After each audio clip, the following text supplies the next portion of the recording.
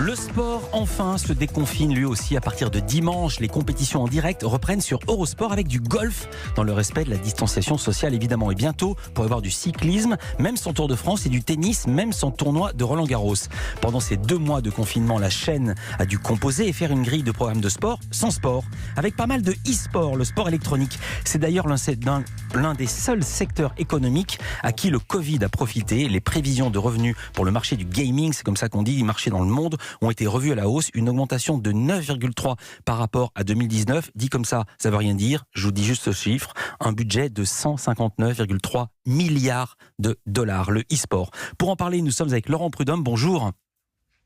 Bonjour Philippe Vandel, bonjour à tous. Merci d'être avec nous. Vous êtes directeur général de Discovery France qui chapeaute Eurosport France. Donc, les compétitions reviennent sur Eurosport. Qu'est-ce qu'on va pouvoir voir à nouveau en direct sur votre antenne dès dimanche ?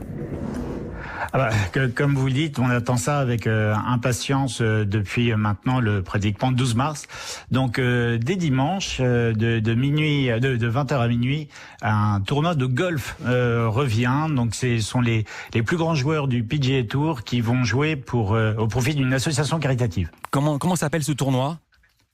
Alors c'est le TaylorMade Driving Relief. C'est important pour nous. Si vous voulez, c'était depuis le début du confinement, et on en parlera après. C'est vrai qu'on a dû être inventif, on a dû continuer à alimenter notre grille de programme, et en même temps, dès le premier jour du confinement, on s'est rapproché de tous nos détenteurs de droits pour faire en sorte que le live, le direct, puisque c'est ce qui vraiment génère de l'émotion, revienne le plus rapidement. Et on est ravis d'être les premiers et la première chaîne de sport qui va diffuser du direct sur son antenne.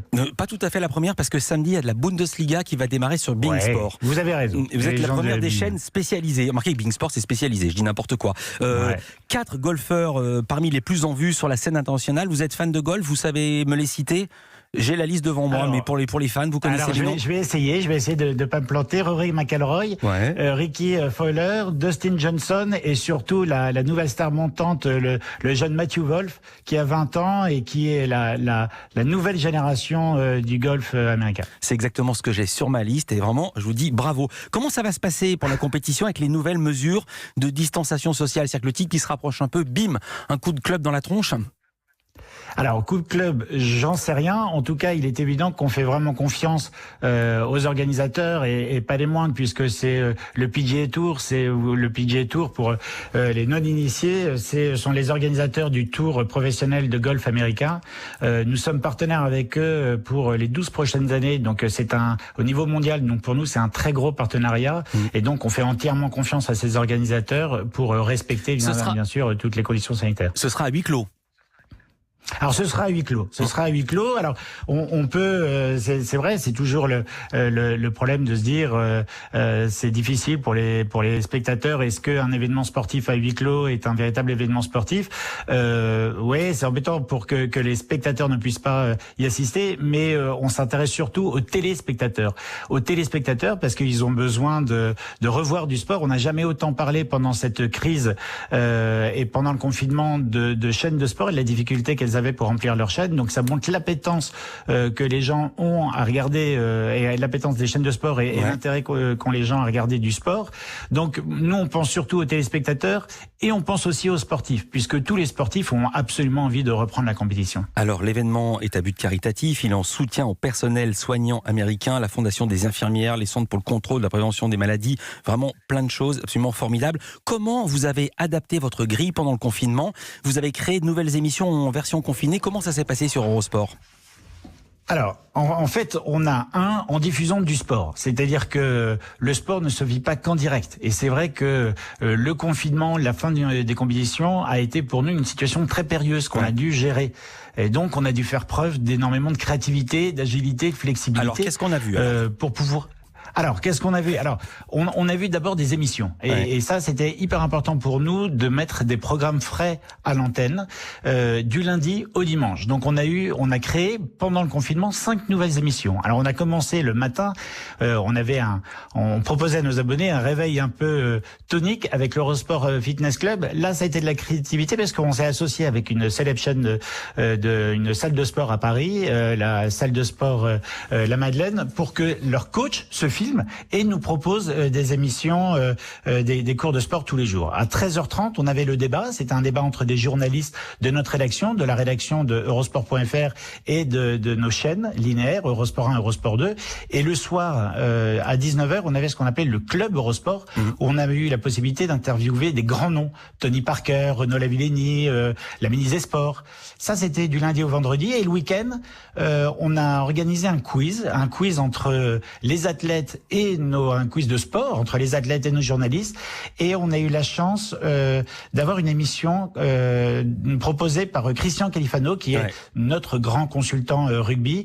Et je tiens à préciser qu'il, gracieusement, nous a proposé une émission pendant tout le confinement où il allait un peu interviewer et rentrer dans l'intimité des athlètes. On a eu Golioris.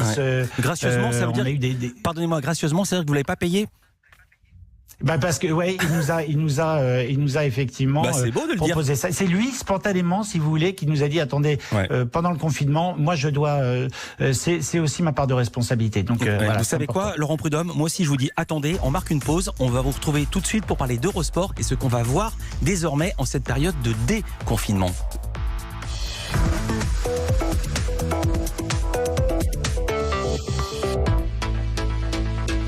Malgré le déconfinement qui débute, nous avons encore beaucoup de choses à nous dire. Nous sommes ensemble et en direct du studio Coluche jusqu'à 1h du matin, chers amis. La libre antenne d'Europe 1, tous les soirs, au cœur de la nuit, Olivier Delacroix et Sabine Marin, avec bienveillance, sont à votre écoute. Ce soir, la porte vous est grande ouverte. La libre antenne d'Europe 1, c'est votre espace d'expression, de confidence et de partage. Je sais que dans votre émission, on peut parler. Merci, en tout cas, c'était un très bon moment de partage avec vous. Rendez-vous 7 jours sur 7, à partir de 22h30. À tous nos clients, BNP Paribas se mobilise pour vous. Professionnels et entreprises, nous sommes là pour vous aider à faire face à la crise. Bénéficiez de mesures de soutien adaptées à votre situation. Prêts garantis par l'État, report de remboursement, réaménagement de crédit, solutions de trésorerie. Pour en savoir plus, contactez votre chargé d'affaires ou rendez-vous sur mabanque.bnp Paribas. BNP Paribas, engagé à vos côtés. Chez Leroy Merlin, vous aider à prendre soin de votre maison, c'est notre priorité. Alors quand vous nous dites « J'ai envie de prendre tous mes repas dehors, au soleil, il me manque plus que le barbecue, mais je préfère garder mon budget pour les grillades. » On vous répond « Cet été, faites les deux. Jusqu'au 30 juin, pendant notre opération Vivons les beaux jours, le barbecue à charbon Corfou est à 59,90 €. Et avec ses roulettes, sortez-le dès qu'il fait beau. » Leroy Merlin. Et vos projets vont plus loin. Voir conditions en magasin. SNCF Info Voyageurs.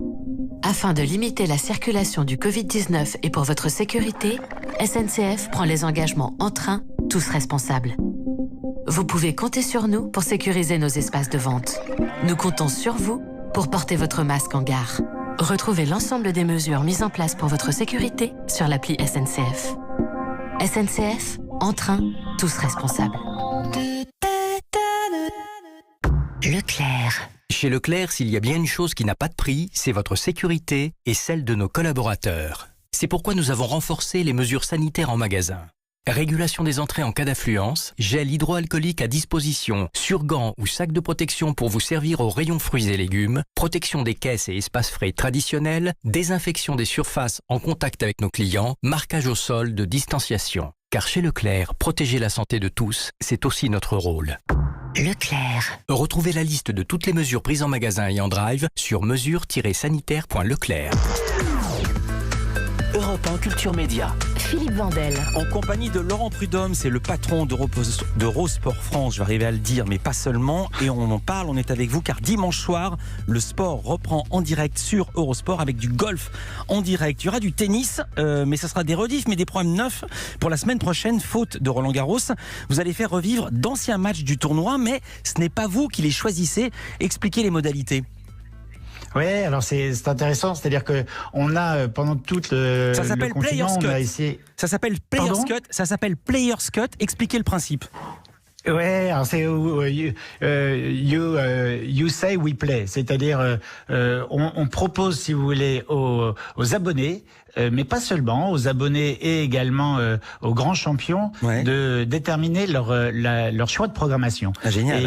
Et donc on va diffuser, si vous voulez, tous les moments collector des grands événements, alors de tennis, mais en fait ça permet aussi de revivre les événements aux dates initialement prévues. En ce moment, devait avoir lieu le Giro d'Italia, du 9 au 31 mai. Le Tour d'Italie cycliste.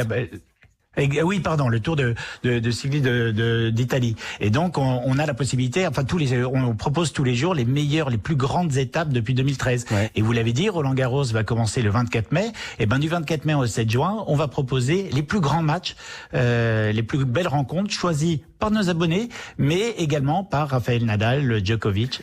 Vous savez déjà ce qu'ont choisi Nadal et Djoko ?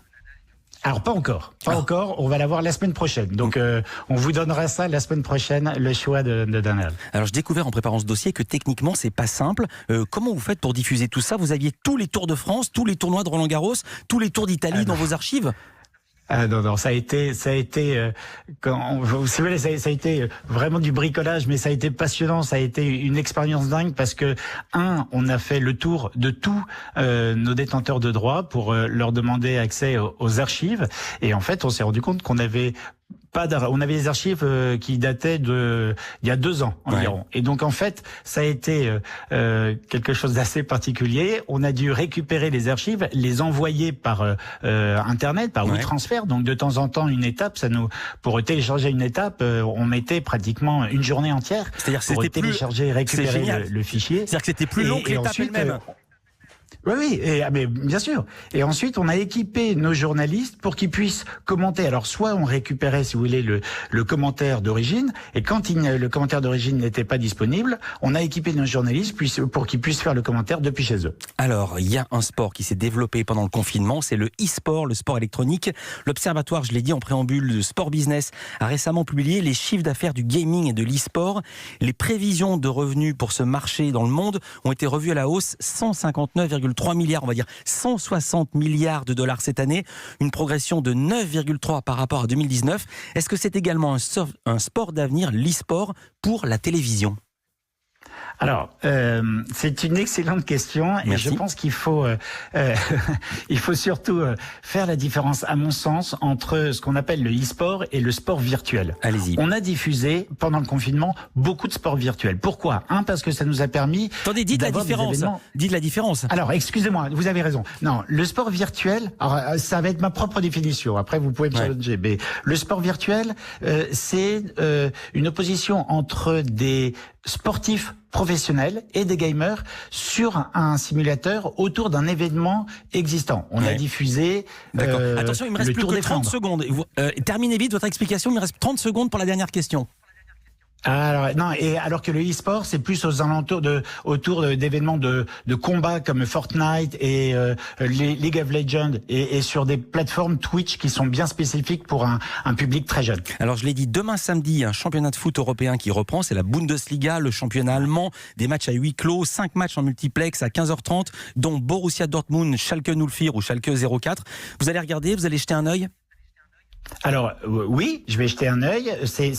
On est tellement, on attend tous, si vous voulez, ce retour du direct, et c'est pour ça que nous on prépare aussi le retour du direct avec une rentrée et dès le mois de juillet sur Eurosport, juillet, août, septembre jusqu'à décembre. Si vous voulez, l'intérêt c'est que tous les sports qui ont été annulés, en fait, sont reportés chez nous. J'ai bien compris. Et si vous voulez, juste un dernier mot, si vous me le permettez. Non, je vous permets pas parce qu'on a fini, on doit rendre l'antenne, mais allez-y quand même.